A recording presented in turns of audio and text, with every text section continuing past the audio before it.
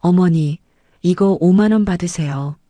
짐 정리될 때까지 며칠만 찜질방에 가 계세요.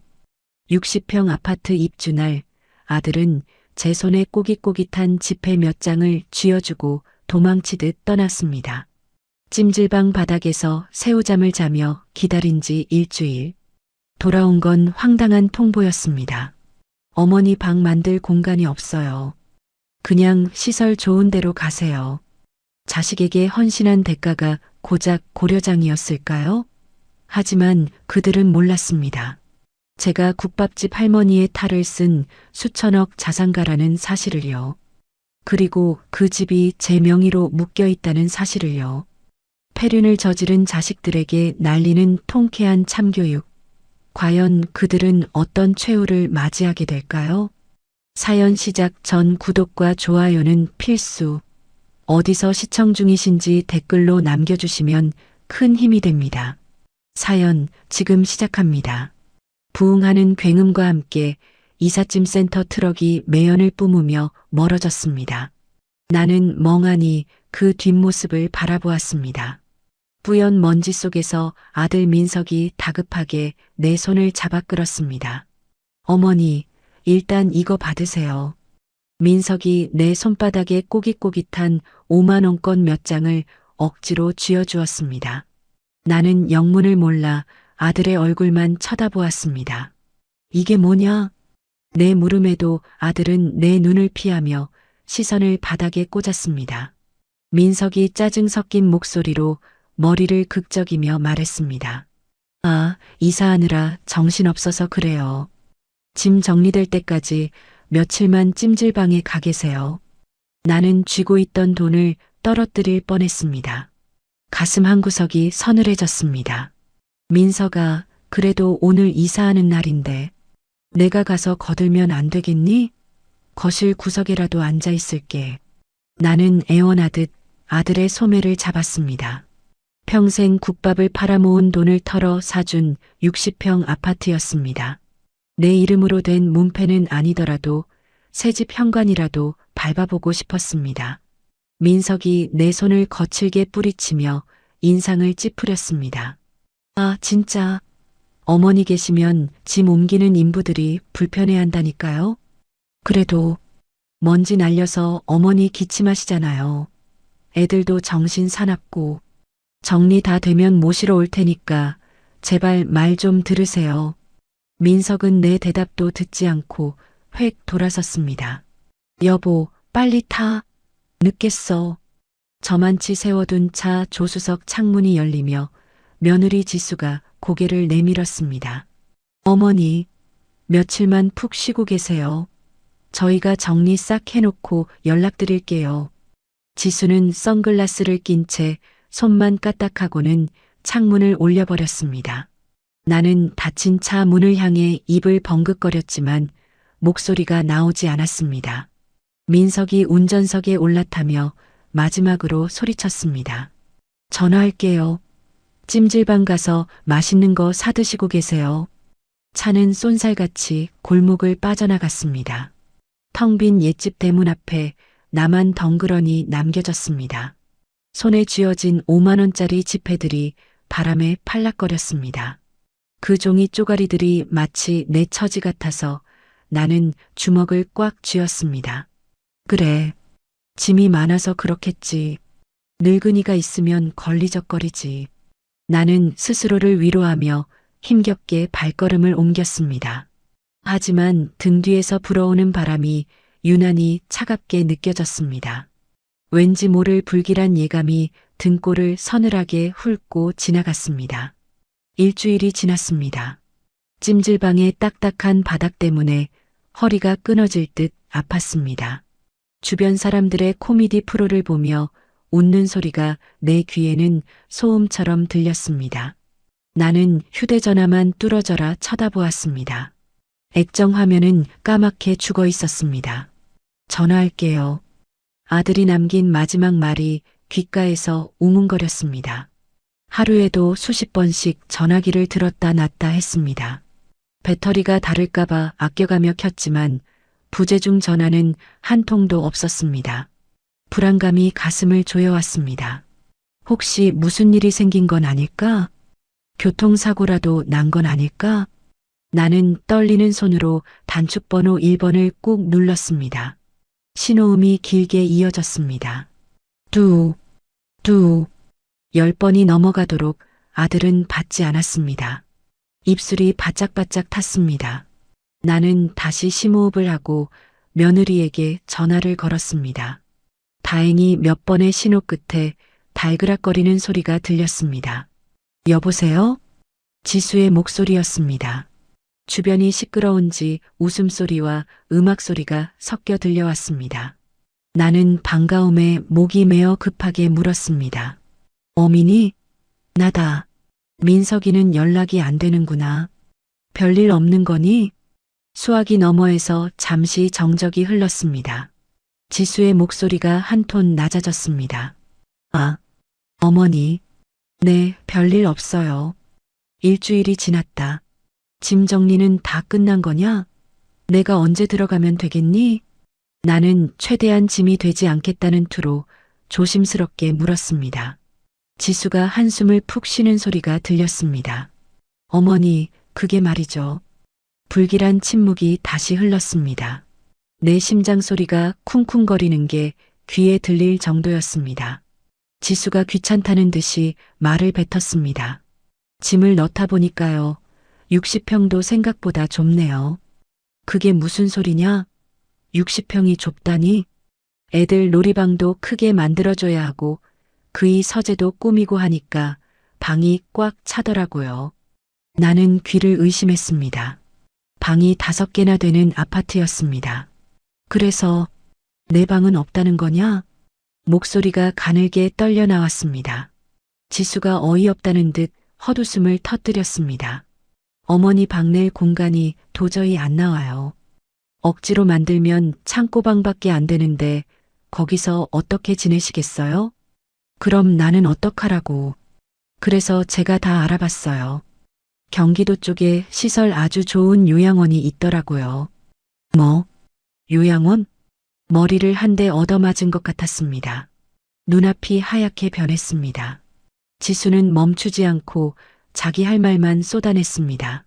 거기 공기도 좋고 친구들도 사귀실 수 있어요. 좁은 집에서 눈치 보며 사시는 것보다 훨씬 편하실 거예요. 이번 수속은 저희가 다 해드릴 테니까 그리로 바로 가세요. 내가 너희한테 어떻게 했는데? 아, 어머니. 옛날 얘기 또 시작이세요? 요즘 세상에 며느리랑 같이 사는 시어머니가 어디 있어요? 저희도 이제 편하게 살아야죠. 지수의 목소리에는 미안함이라곤 눈곱만큼도 없었습니다. 오히려 당당했습니다. 민석이 좀 바꿔다오. 내 아들 목소리를 들어야겠다. 그이 지금 샤워해요. 그리고 그이 뜻도 저랑 같아요. 더 이상 떼쓰지 마세요, 어머니. 끊을게요. 뚝. 매정한 기계음 소리와 함께 전화가 끊겼습니다. 나는 멍하니 꺼진 전화기를 귀에 대고 있었습니다. 찜질방의 후끈한 열기 속에서도 온몸이 사시나무 떨듯 떨렸습니다. 눈물이 나올 줄 알았습니다. 억장이 무너지고 땅을 치며 통곡할 줄 알았습니다. 하지만 이상하게도 눈물은 나오지 않았습니다. 대신 가슴 깊은 곳에서 뜨거운 불덩이가 치밀어 올랐습니다. 배신감. 그것은 슬픔보다 더 날카롭고 차가운 감정이었습니다. 나는 천천히 휴대전화를 내려놓았습니다. 그리고 옆에 둔 낡은 가방을 열었습니다. 옷가지 몇 벌 밑 깊숙한 곳, 꼬질꼬질한 손수건에 쌓여 있는 낡은 가죽 수첩 하나를 꺼냈습니다. 겉면이 다해져서 볼품없는 수첩이었습니다. 떨리는 손으로 수첩을 펼쳤습니다. 그 사이에 끼워져 있던 빛바랜 가족사진 한 장이 툭 하고 떨어졌습니다. 어린 민석이를 안고 환하게 웃고 있는 젊은 시절의 내 모습, 그리고 국밥집 앞치마를 두른 채 땀 흘리고 있는 내 모습. 나는 사진을 주워 한참을 내려다보았습니다. 사진 속에 나는 자식을 위해서라면 간도 쓸개도 다 빼줄 것처럼 웃고 있었습니다. 뭐냐? 그래. 나는 나직이 중얼거렸습니다. 목소리가 차갑게 가라앉았습니다. 내 방이 없다고 했지? 나는 사진을 수첩 맨 뒷장에 꽂아 넣었습니다. 그리고 수첩 안쪽 주머니에서 빳빳하게 접힌 서류 한 장을 확인했습니다. 효도 계약서, 법무사 사무실에서 공증까지 받아둔 아들은 꿈에도 모르는 서류였습니다. 나는 수첩을 탁 소리나게 덮었습니다. 그럼 너희들이 살 방도 없을 거다. 나는 자리에서 벌떡 일어났습니다. 더 이상 자식의 자비 따위는 기대하지 않기로 했습니다. 나는 눈가에 맺히려던 물기를 거칠게 닦아냈습니다. 이제 시작이었습니다. 다음 날 아침, 나는 퉁퉁 부은 눈을 찬물로 씻어내고 택시에 올랐습니다. 목적지는 아들 부부가 입주한 강남의 최고급 아파트였습니다. 택시기사가 백미러로 내 허름한 옷차림을 힐끔거렸습니다. 손님, 거기는 입주민 아니면 들어가기 힘든데 괜찮으시겠어요? 괜찮습니다. 내 아들 집이에요. 나는 짧게 대답하고 창밖으로 시선을 돌렸습니다. 으리으리한 정문 앞에 도착하자 역시나 경비원이 앞을 막아섰습니다. 어떻게 오셨습니까? 백이동 1501호 김민석 씨 어머니입니다. 경비원은 의심스러운 눈초리로 인터폰을 확인하더니 마지못해 문을 열어주었습니다. 엘리베이터 거울 속에 비친 내 모습은 초라하기 짝이 없었습니다. 낡은 카디건에 보풀이 인바지. 하지만 내 눈빛만은 형형하게 빛나고 있었습니다. 1501호 앞. 나는 심호흡을 한 번 하고 초인종을 눌렀습니다. 딩동. 한참 동안 인기척이 없었습니다. 나는 다시 한번 길게 벨을 눌렀습니다. 딩동, 딩동. 누구세요? 택배 문 앞에 두라니까요. 안에서 짜증 섞인 며느리의 목소리가 들려왔습니다. 도어록이 해제되고 문이 열렸습니다. 잠옷 차림의 며느리 지수가 나를 보고 쏘스라치게 놀라 뒷걸음질 쳤습니다. 어머니, 비켜라. 나는 지수를 밀치고 집 안으로 들어갔습니다. 현관을 들어서자마자 눈이 휘둥그레졌습니다. 거실 천장에는 화려한 크리스털 샹들리에가 달려있고 바닥에는 최고급 대리석이 깔려 있었습니다. 한눈에 봐도 수천만 원은 좋게 넘어 보이는 이태리제 가죽 소파가 거실 한가운데를 차지하고 있었습니다. 모두 내가 국밥을 팔아번 돈으로 산 것들이었습니다. 지수가 정신을 차리고 내 앞을 가로막으며 소리쳤습니다. 아니, 연락도 없이 무작정 쳐들어오시면 어떡해요?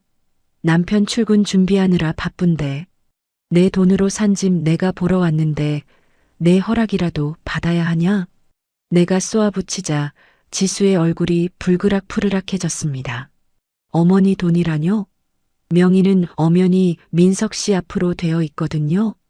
법적으로 여긴 저희 집이에요. 뭐라고? 그리고 요양원 가시라고 말씀드렸잖아요. 여긴 어머니 계실 곳 없다니까요. 지수는 마치 잡상인을 쫓아내듯 손을 휘저었습니다. 그때 안방 문이 열리며 아들 민석이 넥타이를 매며 나왔습니다. 아침부터 무슨 소란이야? 어머니? 민석은 나를 보자마자 인상을 확 찌푸렸습니다. 반가움 따위는 찾아볼 수 없는 명백한 귀찮음이었습니다. 여기까지 웬일이세요?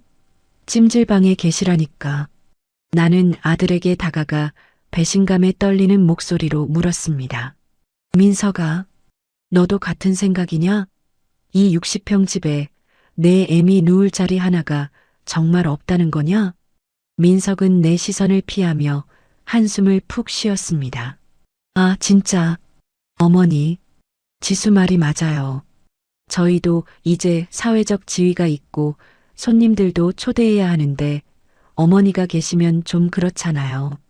뭐가 그래? 내가 부끄럽다는 거냐? 솔직히 말해서 편하지는 않죠.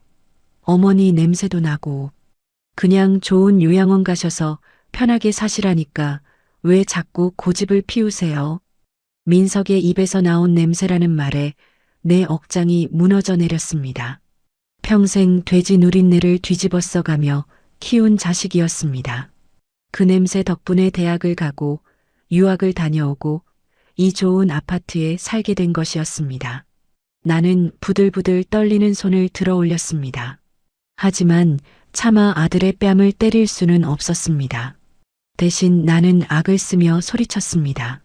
그래, 내가 냄새나서 싫으냐? 그럼 내 돈도 냄새나서 싫겠구나. 아, 돈 얘기 좀 그만하세요. 지겨워 죽겠네, 진짜. 지수가 끼어들며 내 팔을 잡아 끌었습니다. 나가세요, 어머니. 좋게 말할 때 나가세요. 경비실 부르기 전에 며느리의 손톱이 내 팔뚝을 파고들었습니다. 나는 며느리의 손을 거칠게 뿌리치며 외쳤습니다. 이건 알아. 내 집에서 나가야 할 건 내가 아니라 너희들이다. 알겠냐? 나의 기세에 눌린 지수가 흠칫하며 물러섰습니다. 민석이 짜증을 내며 내 등을 떠밀었습니다. 아, 그만 좀 하시라고요. 빨리 가세요. 아들의 손에 떠밀려 나는 현관 밖으로 밀려났습니다. 쾅! 내 코앞에서 현관문이 닫혔습니다. 도어록이 잠기는 소리가 차갑게 들려왔습니다. 나는 닫힌 문을 멍하니 바라보았습니다. 문 안쪽에서 며느리의 목소리가 희미하게 들려왔습니다. 아휴, 진짜 노망이 났나? 아침부터 재수없게. 신경 쓰지 마. 비밀번호 바꿔야겠다. 아들의 목소리였습니다. 나는 주먹을 꽉 쥐었습니다. 손톱이 살을 파고들어 피가 맺힐 정도였습니다. 슬픔은 사라졌습니다. 남은 것은 차가운 분노뿐이었습니다. 나는 엘리베이터 버튼을 누르지 않고 비상구 계단으로 내려왔습니다. 한 계단, 한 계단 내려올 때마다 모정을 하나씩 끊어냈습니다. 아파트 단지를 빠져나온 나는 주머니에서 휴대전화를 꺼냈습니다. 저장된 번호 목록을 스크롤했습니다. 가장 밑바닥. 수년 동안 한 번도 누르지 않았던 이름이 보였습니다. 박비서. 나는 망설임 없이 통화 버튼을 눌렀습니다. 신호가 가기도 전에 상대방이 전화를 받았습니다. 회장님. 중후하고 차분한 중년 남성의 목소리였습니다. 나는 입술을 깨물며 짧게 말했습니다. 박비서, 나다. 지금 바로 거기로 와라. 알겠습니다. 1시간 내로 도착하겠습니다. 더 이상의 설명은 필요 없었습니다. 1시간 뒤, 도심 외곽의 허름한 시장 골목. 내가 30년 전 처음 장사를 시작했던 원조 할매 국밥집이었습니다. 지금은 다른 사람이 운영하고 있지만 내 인생의 땀과 눈물이 배어 있는 곳이었습니다. 구석자리에 앉아 국밥 그릇을 비우고 있는데 가게 문이 열렸습니다. 시장 통과는 어울리지 않는 최고급 검은색 세단이 가게 앞에 멈춰 섰습니다. 말끔한 슈트 차림의 박 비서가 들어왔습니다. 주변 손님들이 웅성거리는 소리가 들렸습니다. 박 비서는 곧장 내 앞으로 다가와 90도로 허리를 숙였습니다. 오셨습니까, 회장님? 앉게. 나는 물컵을 내려놓으며 턱짓으로 앞자리를 가리켰습니다.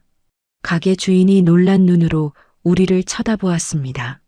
초라한 노인네인 줄 알았던 내가 회장님 소리를 듣고 있으니 그럴 만도 했습니다. 사실 나는 이 국밥집을 시작으로 전국에 수십 개의 체인점을 거느리고 지금은 수천억대 자산을 굴리는 투자 회사의 실소유주였습니다. 아들에게 준 아파트 자금 20억은 내 자산의 100분의 1도 되지 않았습니다. 자식 교육을 위해 그리고 혹시 모를 불행을 막기 위해 철저히 신분을 숨겨왔을 뿐이었습니다. 박 비서가 자리에 앉으며 조심스럽게 물었습니다. 이사하신 집은 어떠셨습니까? 아드님은 좋아하시던가요?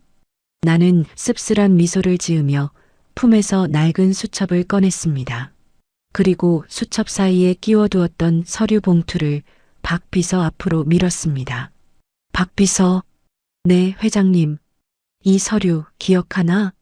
박 비서가 봉투를 열어 서류를 확인했습니다. 그의 눈썹이 꿈틀거렸습니다. 효도 계약서 및 증여 해제 조건부 계약서. 아들에게 아파트 자금을 이체하던 날 변호사 입회하에 작성하고 공증까지 받아둔 서류였습니다. 서류에는 붉은 글씨로 수증자가 부양 의무를 이행하지 않을 경우 증여 계약은 즉시 해제되며 증여 재산 전액을 반환한다는 조항이 선명하게 박혀 있었습니다. 박 비서가 안경을 고쳤으며 나를 쳐다보았습니다. 이걸 진행하시려는 겁니까? 나는 차갑게 식은 국밥 국물을 바라보며 말했습니다. 60평 아파트에 내 방은 없다더군. 요양원으로 가라고 하더라. 냄새난다고. 박 비서의 표정이 딱딱하게 굳어졌습니다. 그는 말없이 서류를 다시 봉투에 넣었습니다. 그리고 단호한 목소리로 말했습니다. 용서하지 않겠습니다. 그래. 자식이라고 봐주는 건 여기까지다. 나는 박 비서의 눈을 똑바로 쳐다보며 지시했습니다. 지금 즉시 로펌에 연락해. 아파트 처분 금지 가처분 신청부터 걸고 반환 소송 시작한다. 네, 알겠습니다. 변호인단은 최고로 꾸리겠습니다. 그리고 하나 더. 말씀하십시오. 그놈들 지금 있는 돈도 흥청망청 쓰고 있을 거야. 카드 내역, 통장 거래 내역 싹 다 조회해서 가압류 걸어. 숨통을 조여야 정신을 차리지. 명심하겠습니다. 오늘부로 김민석 씨 내외의 모든 자산은 동결될 겁니다. 박 비서는 자리에서 일어나 다시 한번 깊숙이 고개를 숙였습니다. 그럼 바로 움직이겠습니다. 박 비서가 가게를 나가고 나는 홀로 남았습니다. 가게 주인이 쭈뼛거리며 깍두기 접시를 새로 가져다 주었습니다. 나는 깍두기 하나를 입에 넣고 우적우적 씹었습니다. 매콤하고 짠맛이 입안 가득 퍼졌습니다. 눈물이 날 것 같았지만 꾹 참았습니다. 이제 전쟁은 시작되었습니다. 자식이 부모를 버렸으니 부모도 자식에게 세상의 무서움을 가르쳐줘야 했습니다. 나는 식어버린 국밥 국물을 단숨에 들이켰습니다. 속이 뜨끈해지면서 뱃속 깊은 곳에서부터 힘이 솟아올랐습니다. 기다려라. 내 냄새나는 돈이 얼마나 무서운지 보여주마. 소송장을 접수한 지 딱 3일이 지났습니다. 예상대로 아들놈의 휴대전화는 불이 났습니다. 부재중 전화 50통, 문자 메시지 100건, 화면 가득 어머니 제발 전화 좀 받으세요. 아파트 가압류라니요 라는 아들의 다급한 문자가 둥둥 떠다녔습니다. 이어 실수하신 거죠. 우리끼리 왜 이래요 라는 뻔뻔한 문자도 도착했습니다. 나는 진동으로 울리는 전화기를 차갑게 내려다보며 전원을 꺼버렸습니다. 박 비서가 내게 서류 한 장을 건넸습니다. 회장님, 놈들이 쥐새끼처럼 날뛰고 있습니다. 사색이 되어서 여기저기 변호사를 알아보고 다니더군요. 그래, 꼴 좋구나. 나는 식은 차를 한 모금 마셨습니다. 속이 뻥 뚫리는 것 같았지만 한편으론 씁쓸함이 가시지 않았습니다. 하지만 방심하시면 안 됩니다. 며느리의 친정 오빠 최 실장이라는 작자가 어제 그 집에 들어갔습니다. 최 실장? 그 전과자 놈 말인가? 네. 사기죄로 감방 갔다 온 지 얼마 안 된 놈이죠. 무슨 꿍꿍이가 있을 겁니다. 박 비서의 말에 등골이 오싹해졌습니다. 나는 그때 알지 못했습니다. 궁지에 몰린 쥐가 고양이를 물기 위해 얼마나 끔찍한 짓을 꾸밀 수 있는지 말입니다. 나중에 경찰 조사를 통해 알게 된 그날 밤 아들네 거실 풍경은 지옥도나 다름없었습니다. 며느리 지수는 머리를 산발한 채 소파에 널브러져 악을 쓰고 있었습니다. 오빠, 이거 어떡해? 당장 나가라잖아. 내 명품 가방, 이 가구들 다 압류당하게 생겼어. 소파 맞은편에는 눈매가 뱀처럼 찢어진 사내, 최 실장이 담배를 피우고 있었습니다. 그는 비열한 웃음을 흘리며 며느리를 달랬습니다. 야, 최지수, 진정해. 방법이 아주 없는 건 아니니까. 구석에 처박혀 머리를 감싸 쥐고 있던 아들 민석이 고개를 번쩍 들었습니다. 처남, 방법이라니? 무슨 수가 있어? 최 실장은 재떨이에 담배를 비벼 끄며 몸을 앞으로 숙였습니다. 매형, 이 계약서 말이야. 부양 의무 불이행이 핵심이잖아. 근데 만약에 어머니가 제정신이 아니었다면? 뭐, 그게 무슨 소리야? 치매 말이야, 치매.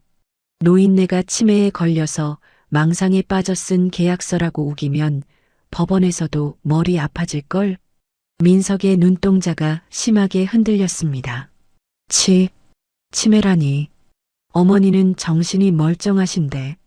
아이고, 답답해라. 멀쩡한 사람도 병원 기록 하나면 환자 되는 건 시간 문제야. 내가 아는 사설 구급대 애들이 있는데 일단 강제 입원부터 시키자고. 강제 입원? 그건 범죄잖아. 민석이 기겁하며 손을 저었습니다. 하지만 최 실장은 아들의 어깨를 꽉 움켜쥐며 속삭였습니다. 매형, 지금 찬밥 더운 밥 가릴 때야? 20억짜리 아파트 뺏기고 길거리에 나 앉을 거야? 어머니 그냥 병원에서 편하게 쉬게 해드리는 거야. 효도하는 거라고. 민석의 거친 숨소리가 거실을 채웠습니다. 탐욕과 양심 사이에서 줄타기 하던 아들은 결국 지수의 날카로운 외침에 무너지고 말았습니다. 여보, 당신 거지로 살고 싶어? 애들 데리고 월세방 전전할 거냐고. 민석은 질끈 눈을 감았습니다. 그리고 떨리는 목소리로 대답했습니다. 그래, 어쩔 수 없어. 다 우리 가족을 위해서야. 악마의 속삭임에 영혼을 판 순간이었습니다. 그날 밤 11시, 나는 박 비서가 마련해준 안전한 오피스텔에서 잠을 청하고 있었습니다. 낯선 잠자리라 그런지 쉽게 잠이 오지 않아 뒤척이고 있었습니다. 그때였습니다. 쿵, 쿵, 쿵. 현관문을 부서질 듯 두드리는 소리가 정적을 깼습니다. 나는 깜짝 놀라 이불을 걷어찼습니다. 누구세요? 대답 대신 도어록이 해제되는 띠로리 소리가 들렸습니다. 마스터키를 쓴 게 분명했습니다. 벌컥? 현관문이 열리고 검은색 점퍼를 입은 건장한 사내 셋이 신발을 신은 채 방 안으로 들이닥쳤습니다. 그 뒤로 익숙한 얼굴이 보였습니다. 아들 민석이었습니다. 민석아, 이게 무슨 짓이냐? 이 사람들은 다 누구고? 나는 공포에 질려 벽으로 뒷걸음질 쳤습니다. 민석은 내 눈을 똑바로 쳐다보지 못한 채 짐짓 슬픈 표정을 지으며 다가왔습니다. 어머니, 많이 편찮으시잖아요. 병원 가셔야죠. 뭐, 편찮다니. 난 멀쩡하다. 당장 나가지 못해. 쯧쯧 보세요. 또 발작 시작하셨네. 여보, 어머니 약 챙겨. 뒤따라 들어온 며느리가 내 옷장을 뒤지며 연기했습니다. 어머니, 옷 입으세요. 좋은 병원 예약해놨어요. 이 미친 것들아. 내 발로 걸어나간 집이야. 멀쩡한 사람을 어디로 끌고 가려는 거야. 내가 소리를 지르며 저항하자 최 실장이 눈짓을 보냈습니다. 어르신이 많이 흥분하셨네. 얘들아 모셔라. 네 형님. 건장한 사내 둘이 양쪽에서 내 팔을 낚아챘습니다. 악력이 어찌나 센지 뼈가 부서지는 것 같았습니다. 이거 노란 말이야. 살려주세요. 사람 살려. 나는 있는 힘을 다해 발버둥 쳤습니다. 사내의 정강이를 걷어차고 손등을 물어뜯었습니다. 이 할망구가 진짜. 사내 중 하나가 내 뺨을 거칠게 후려쳤습니다. 짝! 눈앞이 번쩍하며 입안에서 비릿한 피맛이 났습니다. 바닥에 쓰러진 내 위로 남자들이 덮쳤습니다. 순식간에 내 몸은 이동식 침대에 결박되었습니다. 가죽끈이 손목과 발목을 조여왔습니다. 입에는 재갈이 물렸습니다. 공포와 수치심에 눈물이 왈칵 쏟아졌습니다. 흐릿한 시야 너머로 주사기를 든 남자가 다가왔습니다. 주사기 끝에서 맑은 액체가 한 방울 뚝 떨어졌습니다. 민석이 고개를 돌리며 중얼거렸습니다. 죄송해요, 어머니. 다 어머니를 위해서예요. 주무시고 나면 다 끝나 있을 거예요. 이 나쁜 놈, 천벌을 받을 놈. 나는 속으로 절규했습니다. 내 뱃속으로 낳은 자식이, 내 돈으로 키운 자식이 나를 정신병원에 가두려 하고 있었습니다. 주사 바늘이 내 팔뚝 혈관을 향해 내려왔습니다. 나는 짐승처럼 비명을 질렀습니다. 이대로 끌려가면 끝이라는 생각에 온몸의 털이 곤두섰습니다. 절망의 그림자가 내 목을 조여왔습니다. 누군가, 제발 누군가 나를 좀 도와줘요. 신이시여, 제발. 차가운 주사바늘 끝이 내 피부에 닿으려는 찰나였습니다. 그 동작, 당장 멈추시오. 천둥 같은 고함 소리가 좁은 오피스텔 방 안을 뒤흔들었습니다. 주사기를 든 남자가 흠칫 놀라 손을 멈추고 뒤를 돌아보았습니다. 뭐야? 당신들 누구야? 현관문이 활짝 열리며 날카로운 눈빛의 중년 남성이 성큼성큼 들어왔습니다. 그 뒤로 제복을 입은 경찰들이 우르르 쏟아져 들어왔습니다. 꼼짝 마. 경찰이다. 전원 현행범으로 체포해. 중년 남성의 서슬 퍼런 지시에 경찰들이 사설 구급대원들을 덮쳤습니다. 아, 이거 안 나? 우린 보호자 동의 받고 온 거라고. 구급대원들이 발버둥 쳤지만 순식간에 바닥에 깔려 수갑이 채워졌습니다. 방구석에서 벌벌 떨고 있던 아들 민석이 사색이 되어 뒷걸음질 쳤습니다. 형사님, 오해입니다. 어머니가 치매라 병원에 모시려고. 민석이 비굴한 웃음을 지으며 변명을 늘어놓았습니다. 중년 남성이 민석의 앞을 가로막고 차갑게 내려다보았습니다. 치매요? 멀쩡한 사람을 강제로 납치해서 감금하는 게 효도입니까? 아니, 그게 아니라 당신을 존속 감금 미수 및 특수 폭행 교사 혐의로 긴급 체포합니다. 체포라니요. 내가 내 엄마 병원 보낸다는데 당신이 뭔데 그래. 민석이 악을 쓰며 대들었습니다.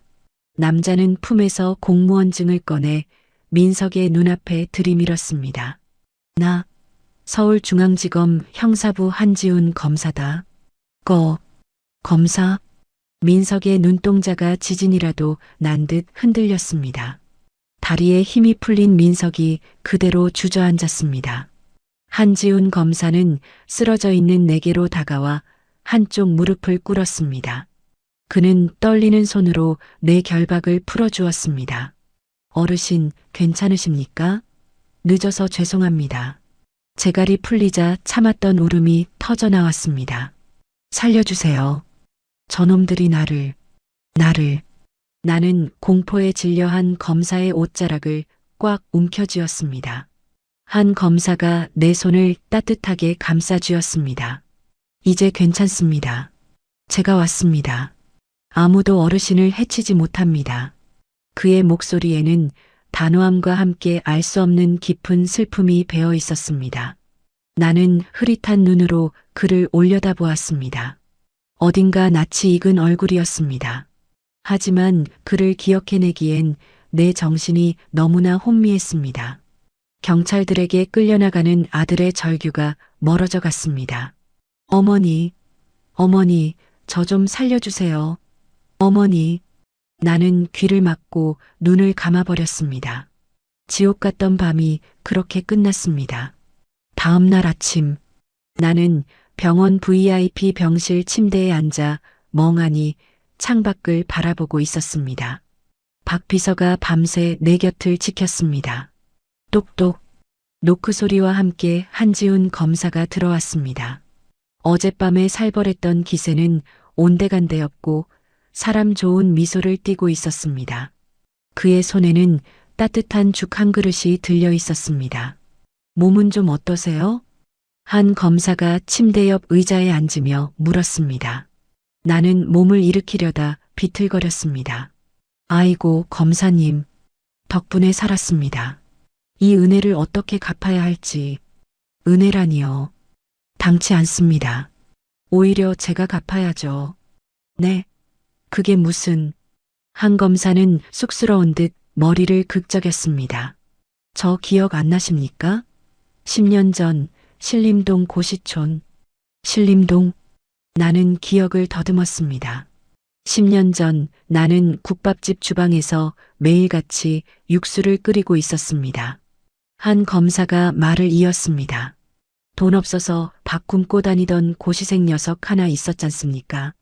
매일 밤 마감 때 찾아가면 아주머니가 뚝배기 넘치게 고기 담아서 공짜로 주셨던 그 놈요. 아, 그제야 떠올랐습니다. 남루한 옷차림에 늘 배고픈 눈빛을 하고 있던 청년. 하지만 눈빛만은 살아있어 내가 몰래 장학금까지 대줬던 그 학생이었습니다. 아이고, 세상에, 그 학생이 자네였어? 나는 반가움에 한 검사의 손을 덥석 잡았습니다. 그래, 세상에. 이렇게 훌륭한 검사가 되었구나. 장하다, 정말 장해. 내 눈에서 다시 눈물이 주르륵 흘러내렸습니다. 한 검사도 눈시울이 붉어진 채 내 손등을 토닥였습니다. 어르신이 끓여주시던 국밥 덕분에 버텼습니다.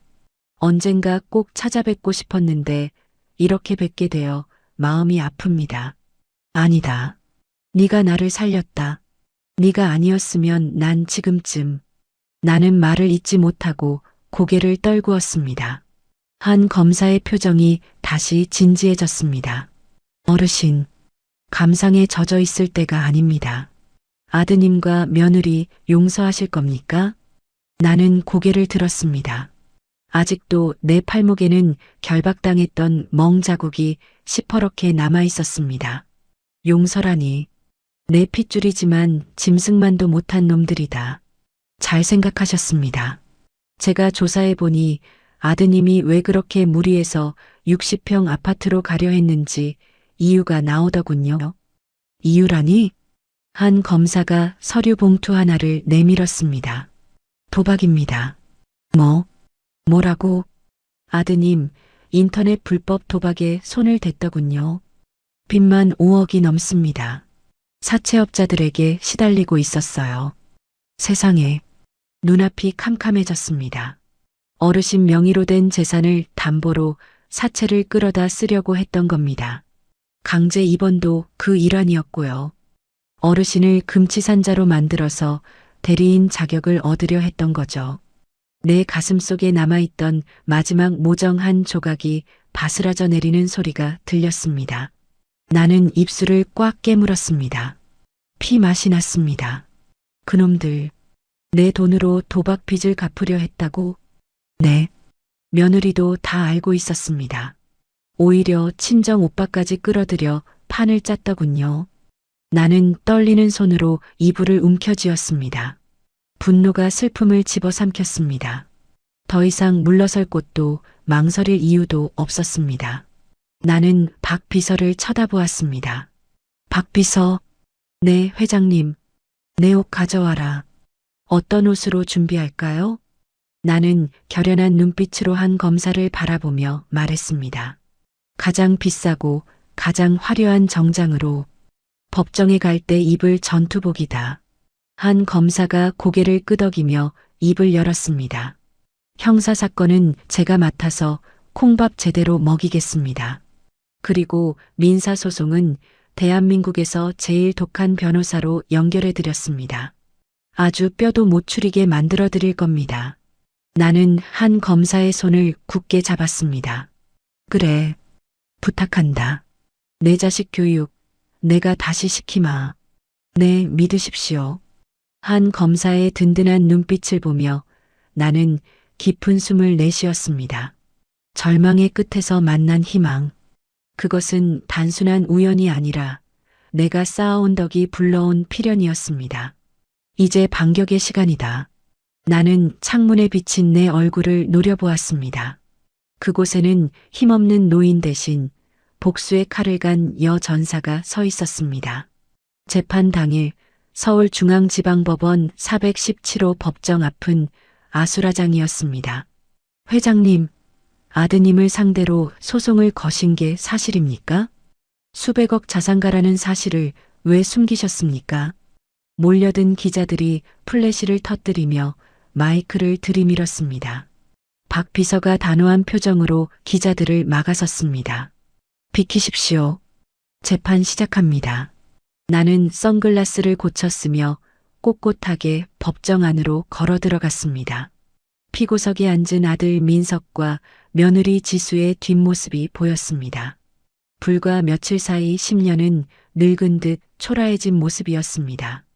그들은 나를 보고 흠칫 놀라더니 황급히 고개를 숙였습니다.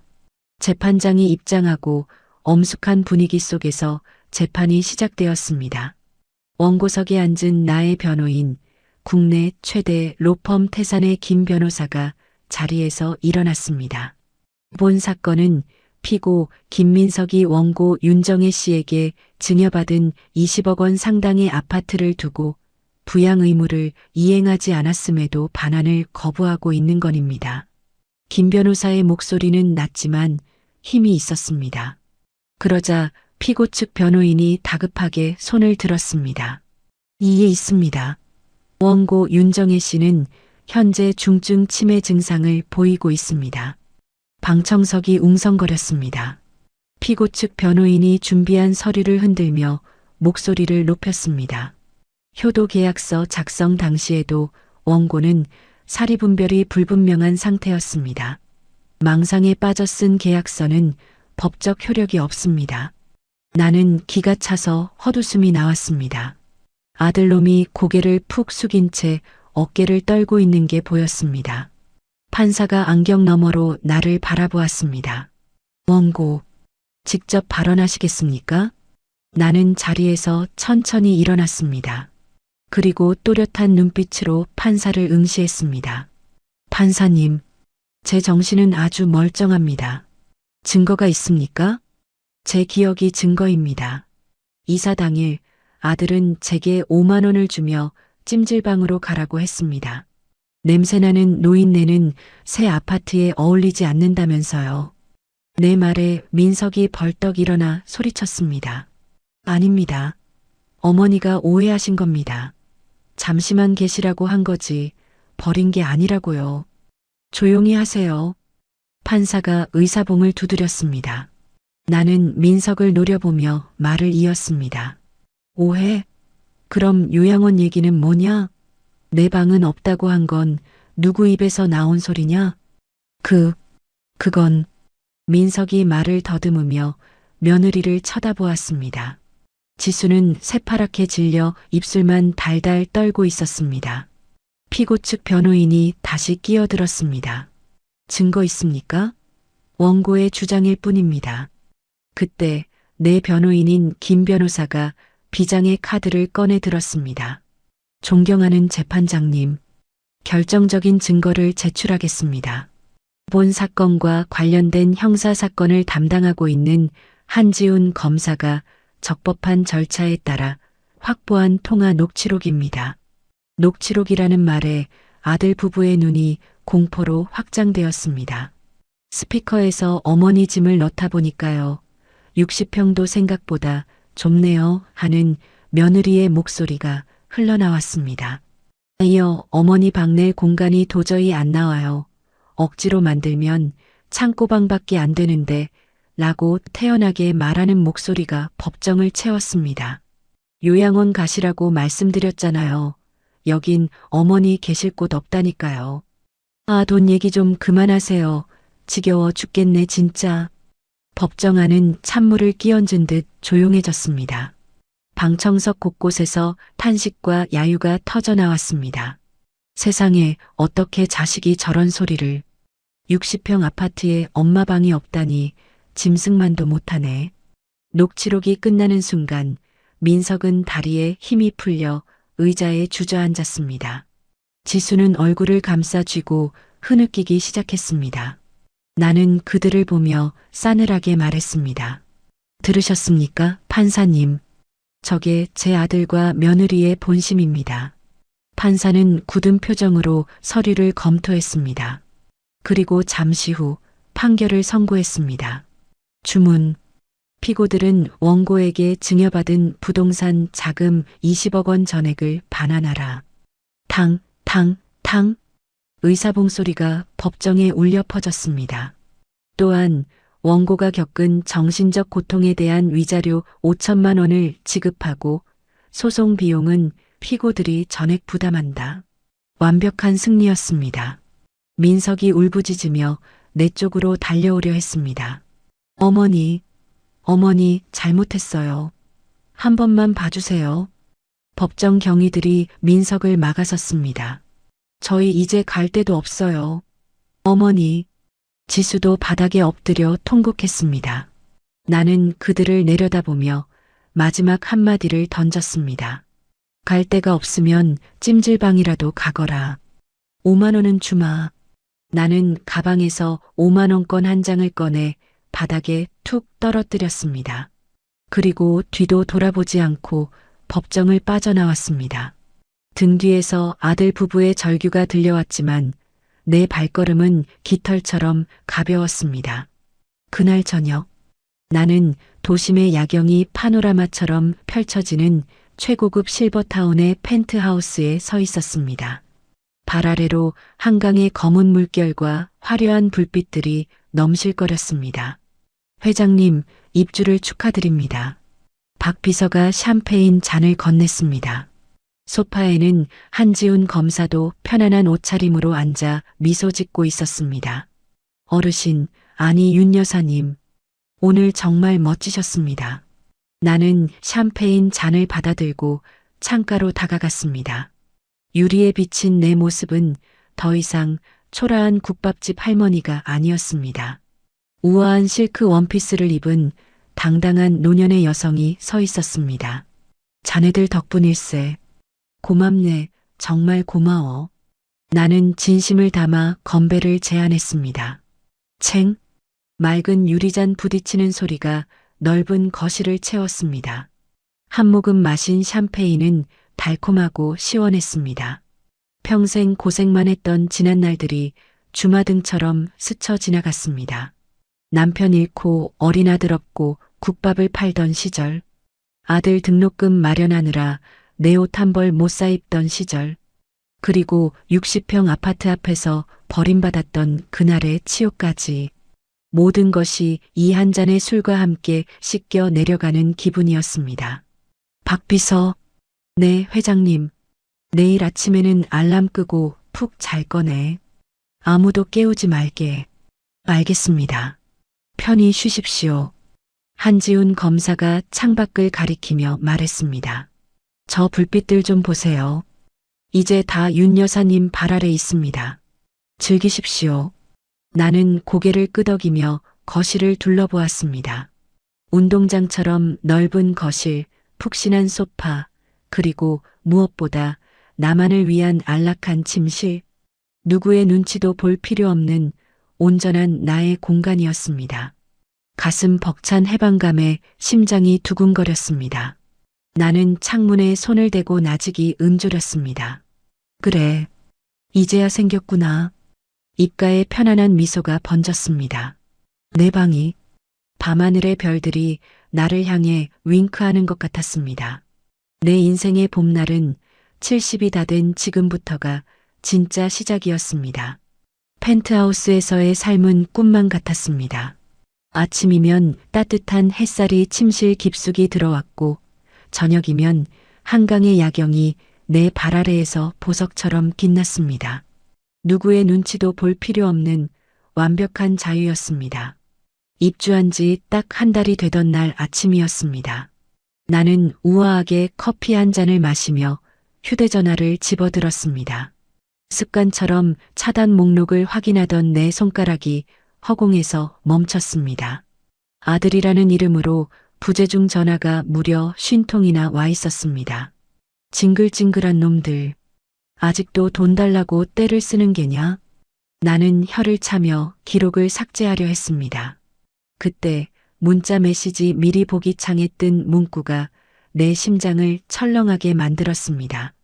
어머니 제발 한 번만 받아주세요. 선우가, 우리 선우가 죽어갑니다. 선우. 눈에 넣어도 아프지 않을 내 손주 녀석 이름이었습니다. 커피 잔을 든 손이 미세하게 떨렸습니다. 돈 뜯어내려고 손주 핑계를 대? 천벌을 받을 놈들. 처음에는 믿지 않았습니다.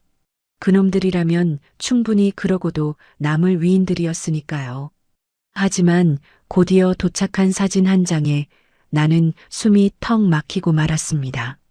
병원 침대에 누워 산소호흡기를 낀 채 창백하게 잠든 선우의 사진이었습니다. 나는 떨리는 손으로 통화 버튼을 눌렀습니다. 신호가 가기도 전에 아들이 전화를 받았습니다. 어머니, 어머니. 수화기 너머로 들려오는 목소리는 사람의 것이 아니었습니다. 짐승의 울부짖음 같았습니다. 민서가, 이게 도대체 무슨 일이냐? 선우가 왜 저러고 있어? 어머니, 흑흑, 백혈병이래요. 급성 백혈병. 뭐라고? 갑자기 애가 코피를 쏟고 쓰러져서 검사해보니까 흑흑. 아들은 말을 잇지 못하고 오열했습니다. 나도 모르게 자리에서 벌떡 일어났습니다. 머릿속이 하얗게 변했습니다. 거기 어디냐? 당장 말해라. 대학병원, 소아암 병동이요. 제발 좀 와주세요. 어머니. 나는 잠옷바람에 코트만 걸치고 허둥지둥 집을 나섰습니다. 엘리베이터를 기다리는 1분이 1년처럼 느껴졌습니다. 로비에서 대기하고 있던 박 비서가 내 안색을 살피며 다가왔습니다. 회장님, 무슨 일이십니까? 박 비서, 차 대기시켜. 당장 병원으로 가야 해. 네, 병원이라니요? 어디 편찮으십니까? 선우가, 내 손주가 백혈병이란다. 박 비서의 눈이 커졌습니다. 차 뒷좌석에 앉아가는 내내 나는 손톱을 물어뜯었습니다. 박 비서, 혹시 그놈들이 또 거짓말하는 건 아니겠지? 돈 필요해서 쇼하는 거면 내가 가만 안 둔다. 나는 애써 의심의 끈을 놓지 않으려 했습니다. 그게 차라리 마음이 편할 것 같았습니다. 박 비서가 어딘가로 전화를 걸어 빠르게 상황을 파악했습니다. 잠시 후 전화를 끄는 박 비서의 표정이 어두웠습니다. 회장님, 사실입니다. 지금 무균실에 들어가 있고 상태가 꽤 위중하답니다. 당장 항암 치료랑 골수 이식을 준비해야 한다고. 나는 힘없이 시트에 등을 기댔습니다. 하늘이 무너지는 것 같았습니다. 아무리 미운 자식이라도 그 자식이 낳은 핏줄까지 미워할 수는 없었습니다. 더구나 선우는 나를 볼 때마다 할머니 국밥 주세요 하며 맑게 웃던 아이였습니다. 내 눈에서 뜨거운 눈물이 주르륵 흘러내렸습니다. 아이고, 어린 것이 무슨 죄가 있다고. 병원 복도는 소독약 냄새로 진동했습니다. 소아암 병동 끝자락 무균실 앞 대기 의자에 낯익은 두 사람이 보였습니다. 아들과 며느리였습니다. 하지만 한 달 전 법정에서 봤던 모습과는 딴판이었습니다. 민석은 수염이 덥수룩하고 눈밑이 퀭했고 지수는 화장기 하나 없는 얼굴에 머리는 떡져 있었습니다. 그들이 입고 있는 옷은 꼬질꼬질한 추리닝 바람이었습니다. 60평 아파트에 살던 귀티는 온데간데 없고 노숙자가 따로 없었습니다. 어머니, 나를 발견한 민석이 튀어오르듯 달려와 내 앞에 무릎을 꿇었습니다.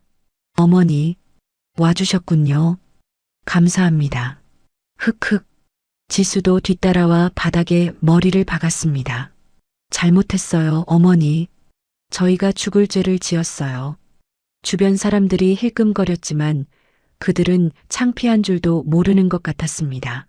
나는 차가운 눈으로 그들을 내려다보았습니다. 꼴 좋구나. 그래, 애는 어떠냐? 민석이 내 바짓가랑이를 잡고 매달렸습니다.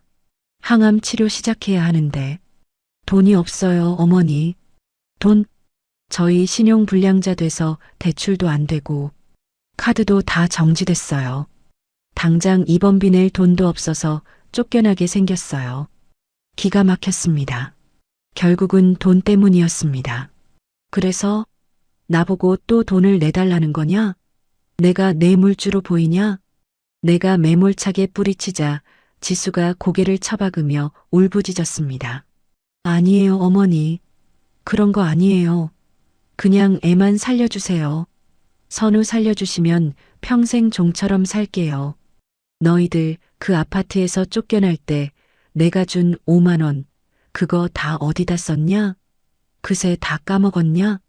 밀린 빚 갚느라 사채업자들한테 다 털리고 지금 고시원 쪽방에서 지내요. 민석의 목소리는 절망 그 자체였습니다. 나는 유리창 너머 무균실을 바라보았습니다. 각종 튜브를 주렁주렁 매달고 잠든 선우의 작은 몸이 눈에 들어왔습니다. 가슴이 미어지는 것 같았습니다. 하지만 내 안에 또 다른 자아가 소리쳤습니다. 속지 마. 이번에 또 도와주면 저놈들은 영영 정신 못 차려. 돈 냄새 맡고 또 들러붙을 거야. 나는 입술을 깨물었습니다. 박 비서, 네, 회장님. 가자. 애 얼굴 봤으니 됐다. 나는 독하게 마음 먹고 몸을 돌렸습니다. 그러자 민석이 비명을 지르며 내 발목을 잡았습니다. 어머니, 안 돼요. 가지 마세요. 이건 알아.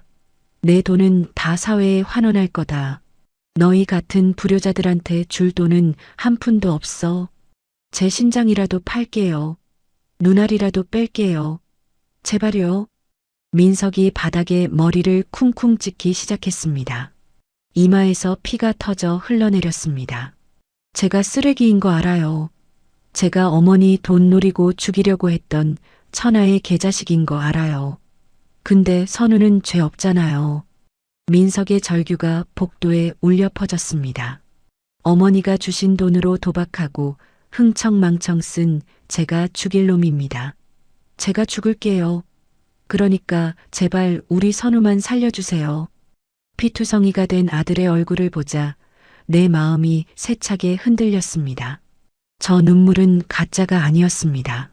탐욕에 눈이 멀어 부모도 몰라보던 놈이 자식 죽게 생기니 이제야 진짜 눈물을 흘리고 있었습니다. 주변에 있던 간호사들이 달려와 민석을 말렸습니다. 보호자님, 이러시면 안 됩니다. 진정하세요.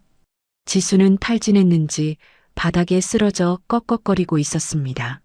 나는 그 아수라장 한가운데 서서 눈을 감았습니다. 복수는 성공했습니다. 아들 부부는 철저하게 파멸했고 바닥을 기고 있습니다.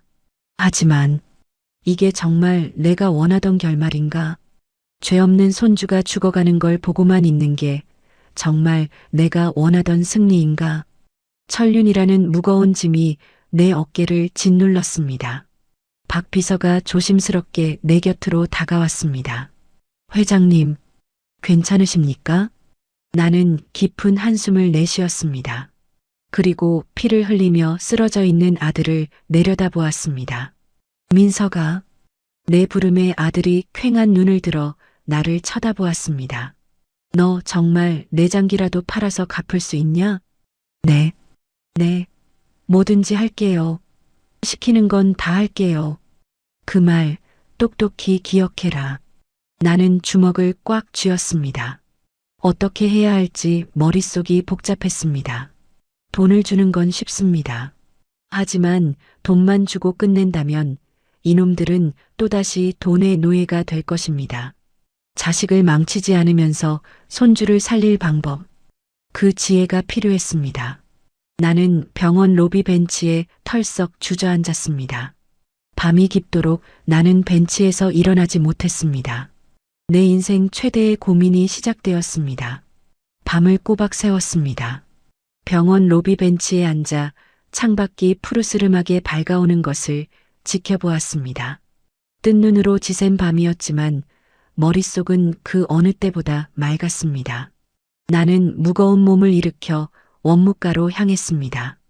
여기 입원해 있는 김선우 환자, 보호자입니다. 나는 지갑에서 검은색 카드를 꺼내 내밀었습니다. 수술비랑 앞으로 들어갈 치료비 전액 일시불로 결제해 주세요. 네, 금액이 상당한데요? 직원이 놀란 눈으로 나를 쳐다보았습니다. 상관없습니다.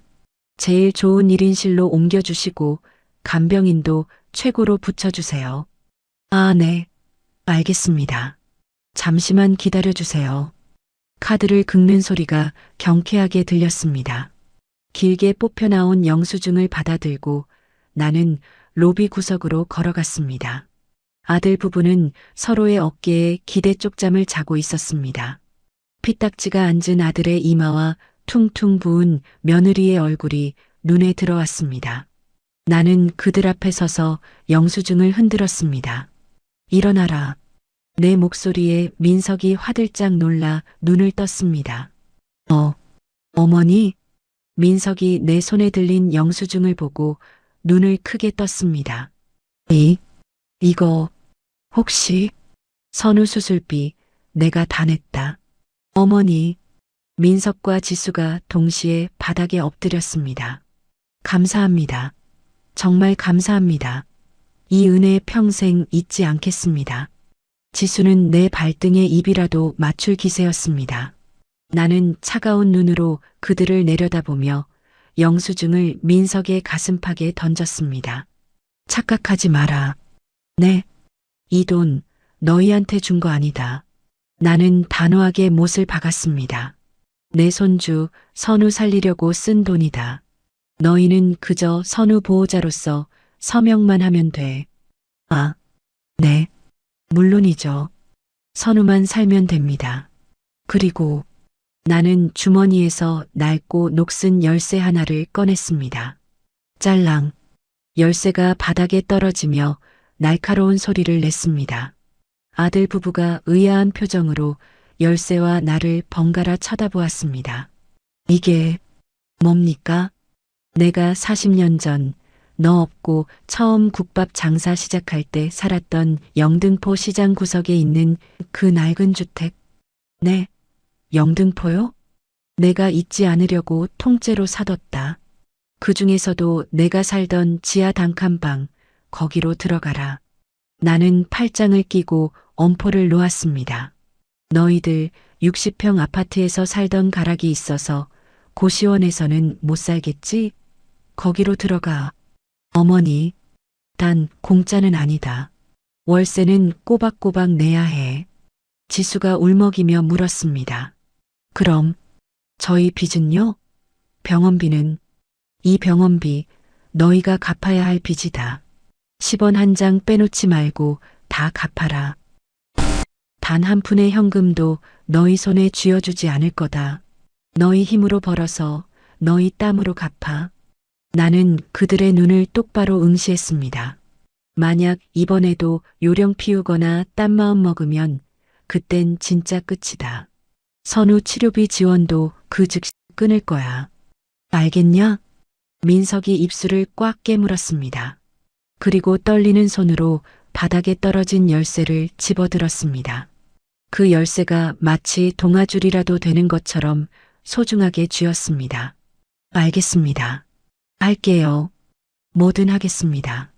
민석의 눈빛이 달라져 있었습니다. 도박에 미쳐 흐리멍덩하던 눈빛이 아니었습니다. 살아야겠다는, 아니 살아내야겠다는 가장의 절박함이 서려 있었습니다. 명심해라. 바닥이 있어야 올라갈 곳도 있는 법이다. 나는 그 말을 남기고 병원을 나섰습니다. 등 뒤에서 아들 부부의 울음소리가 다시 들려왔지만 이번에는 뒤돌아보지 않았습니다. 계절이 2번 바뀌었습니다. 선우는 힘든 항암 치료를 잘 견뎌내고 다행히 골수 이식 수술까지 무사히 마쳤습니다. 머리카락은 좀 빠졌지만 밥도 잘 먹고 씩씩하게 이겨내고 있다는 소식을 들었습니다. 나는 박 비서가 가져온 태블릿 PC를 켰습니다. 화면 속에 익숙한 식당 주방이 보였습니다. 내 지인이 운영하는 강남의 대형 고깃집 주방이었습니다. 그곳에 며느리 지수가 있었습니다. 명품 드레스를 입고 손에 물 한 방울 안 묻히던 여자가 빨간 고무장갑을 끼고 산더미처럼 쌓인 불판을 닦고 있었습니다. 이마에 땀이 송골송골 맺혀 화장이 다 지워졌지만 그녀는 쉴 새 없이 수세미질을 해댔습니다. 사장님, 여기 불판 다 닦았어요. 더 닦을 거 없나요? 지수의 목소리가 우렁찼습니다. 박 비서가 흐뭇한 표정으로 말했습니다. 지수 씨가 아주 악발이랍니다. 처음엔 그릇도 많이 깼는데 이젠 주방 이모들보다 손이 빠르다고 칭찬이 자자합니다. 그래, 다행이구나. 나는 화면을 넘겼습니다. 이번에는 먼지 자욱한 공사 현장이었습니다. 안전모를 쓴 민석이 등짐에 벽돌을 가득 쥐고 비계 위를 오르고 있었습니다. 얼굴은 새카맣게 탔고 손에는 굳은 살이 박여 거칠어졌습니다. 점심시간 바닥에 털썩 주저앉아 컵라면을 먹으면서도 민석은 휴대전화 배경화면을 보며 실실 웃고 있었습니다. 확대해보니 머리를 빡빡 민 선우의 사진이었습니다. 민석 씨도 요령 안 피우고 성실하다고 합니다. 십장님이 아주 마음에 들어 하더군요. 쯧쯧, 진작 그렇게 살 것이지. 나는 짐짓 혀를 찼지만 입가에 번지는 미소를 숨길 수 없었습니다. 화면 속 그들의 눈빛은 살아있었습니다. 나를 속이고 돈을 뜯어내려던 도끼와 탐욕은 사라지고 삶에 대한 정직한 땀방울만이 남아있었습니다. 띵동. 휴대전화 문자 알림음이 울렸습니다. 김민성님 30만 원 입금. 그리고 곧바로 장문의 문자가 도착했습니다. 어머니, 저 민석입니다. 오늘 첫 월급 받았습니다. 지수도 식당에서 값을 조금 받아서 보탰어요. 병원비 갚으려면 아직 멀었지만 매달 꼭 보내드릴게요. 선우 살려주셔서 감사합니다. 그리고 사람 만들어주셔서 감사합니다. 나는 액정 화면을 쓰다듬었습니다. 30만 원. 내가 가진 재산에 비하면 티끌만도 못한 돈이었습니다. 하지만 그 무게는 1,000억 원보다 더 무겁게 느껴졌습니다. 그 돈에는 아들의 땀과 며느리의 눈물, 그리고 가족을 지키려는 그들의 진심이 담겨 있었으니까요. 가슴 한구석이 찌르르해졌습니다. 박 비서, 네, 회장님. 이 돈 따로 통장 하나 만들어서 넣어둬라. 그럴까요? 그래. 10원 하나도 쓰지 말고 모아둬. 나중에, 아주 나중에 선우 녀석 장가갈 때나 줘야겠다. 네, 알겠습니다. 현명하십니다. 나는 창밖을 바라보았습니다. 비로소 안도의 한숨이 길게 새어나왔습니다. 자식을 벼랑 끝으로 밀어버린 것 같아 내심 불안했었습니다. 하지만 그들은 벼랑 끝에서 날아오르는 법을 배우고 있었습니다. 이제 더 이상 걱정하지 않아도 될 것 같았습니다. 내 자식 교육은 비로소 오늘 완성되었습니다. 고생했다, 민석아. 지수야. 나는 허공에 대고 나직이 속삭였습니다. 그날 밤 나는 오랜만에 꿈도 꾸지 않고 깊은 잠에 들 수 있었습니다. 계절이 4번 바뀌고 다시 봄이 찾아왔습니다. 오늘은 내 69번째 생일입니다. 인터폰이 울렸습니다.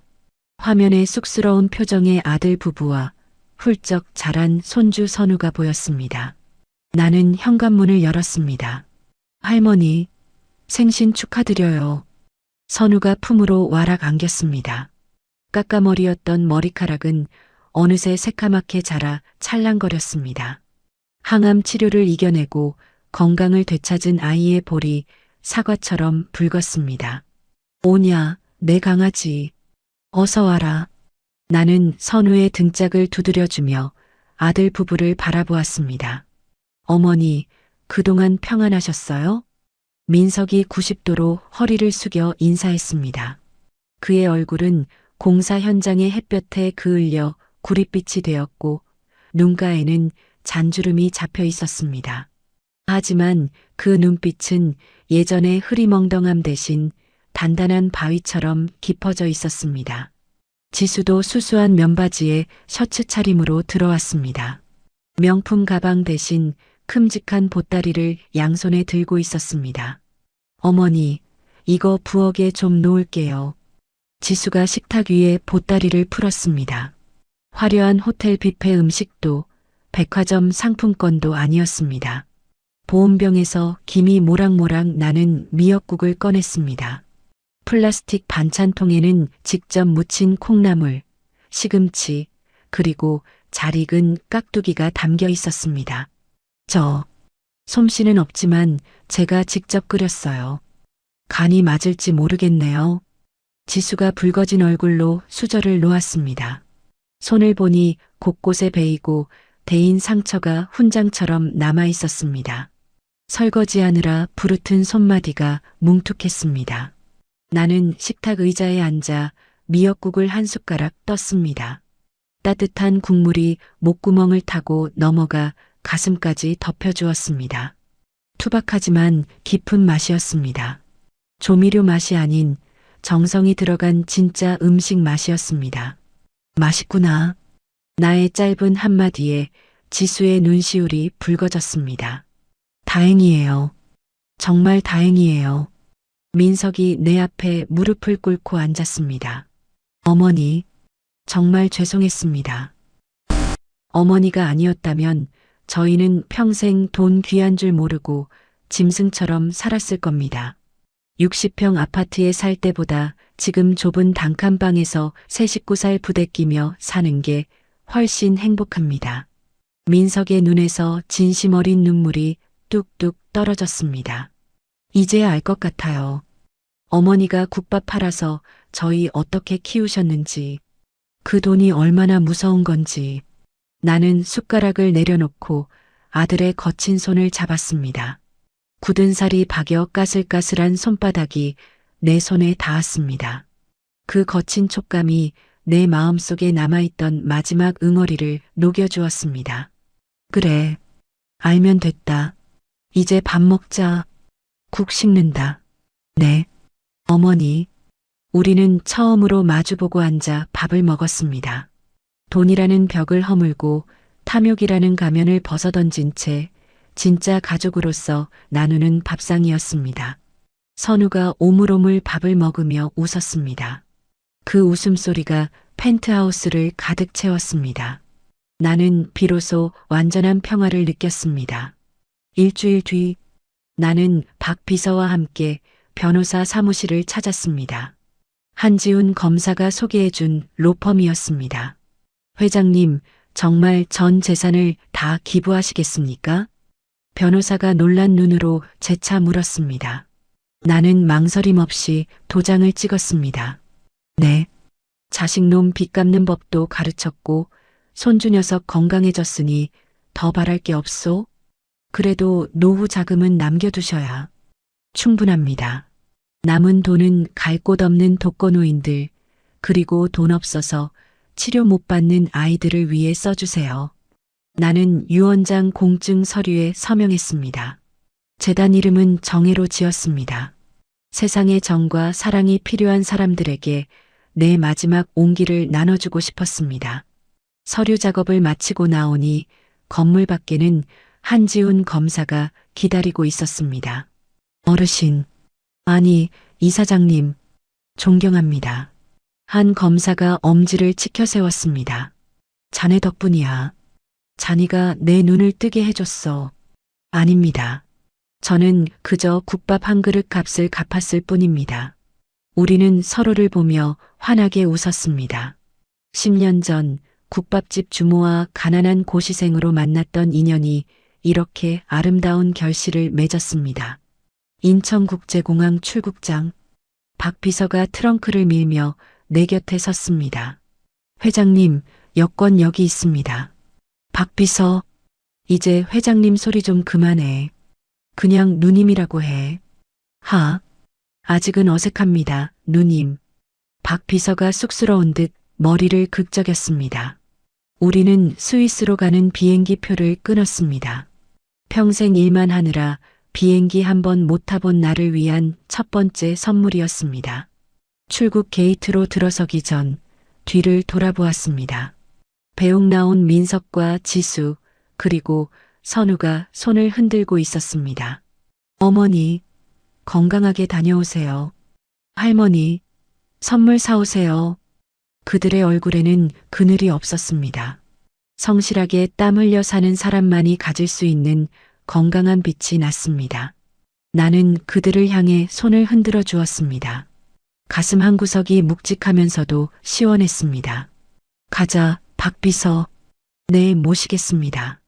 비행기에 올라타 창가 자리에 앉았습니다.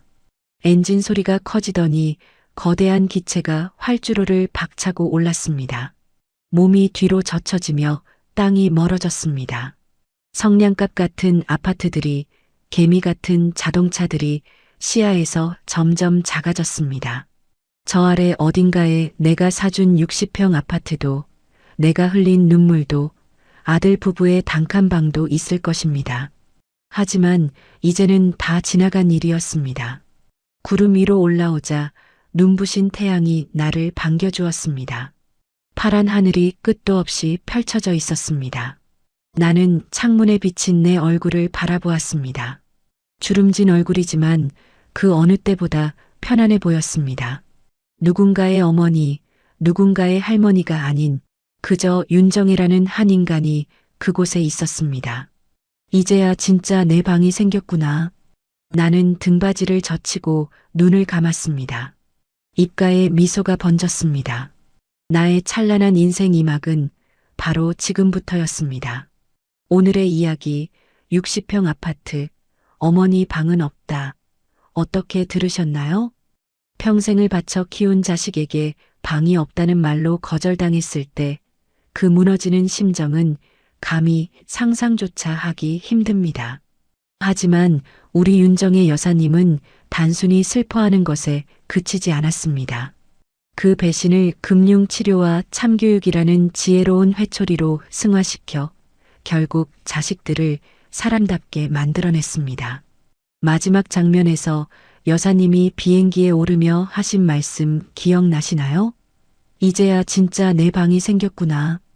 그 방은 물리적인 공간이 아니라 누군가의 엄마가 아닌 온전한 나 자신으로 살아가겠다는 자유와 자존감이 아니었을까 싶습니다.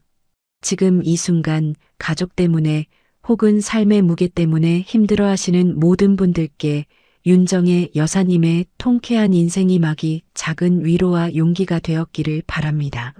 여러분의 가장 화려한 봄날은 아직 오지 않았습니다. 바로 지금부터가 시작이니까요. 이야기를 끝까지 들어주신 분이 계시다면 잘 들었다고 구독과 댓글 하나만 남겨주세요. 감사합니다.